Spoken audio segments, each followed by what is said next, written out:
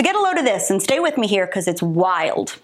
So now we've got evidence suggesting that the Obama administration, you know, the brilliant masterminds behind Fast and Furious, Benghazi, Hillary's emails, all of that, that they illegally spied on U.S. citizens using secret FISA warrants that they got by lying, that they unmasked a U.S. citizen who was caught up in foreign surveillance because he was a political opponent, that the FBI sought to entrap Trump advisor Michael Flynn and get him to lie so they could arrest him, and that they did all of this to undermine the incoming Trump administration and bolster their claims that he was colluding with Russia to rig the election against Hillary.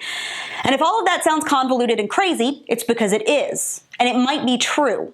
And you would think that the media would be all over it like white on rice, or at least they might be, if they weren't so busy ignoring any government conspiracy that doesn't fit with their Obama-loving narrative.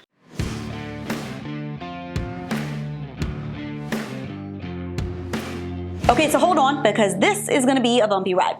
All we heard for like 3 years, give or take, was about how President Trump and company colluded with Russia to rig the 2016 election.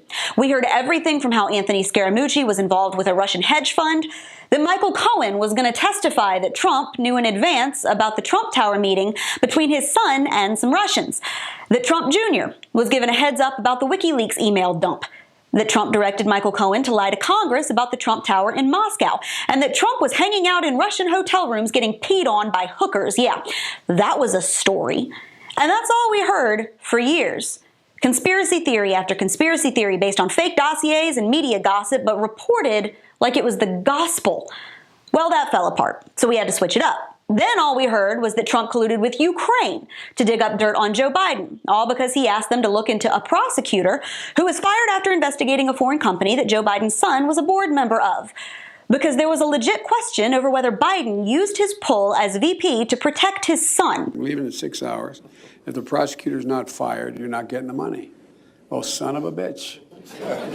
Got fired. And that sliver of a question over whether Trump was trying to undermine a political opponent before an election was enough to send the media into an all-out frenzy. Did Donald Trump collude with Ukraine to smear Biden? Did he withhold military aid to get his way? Is he rigging this election too? Oh, no. Don't look over there at Biden's son being all shady. Focus here. And that was the news story.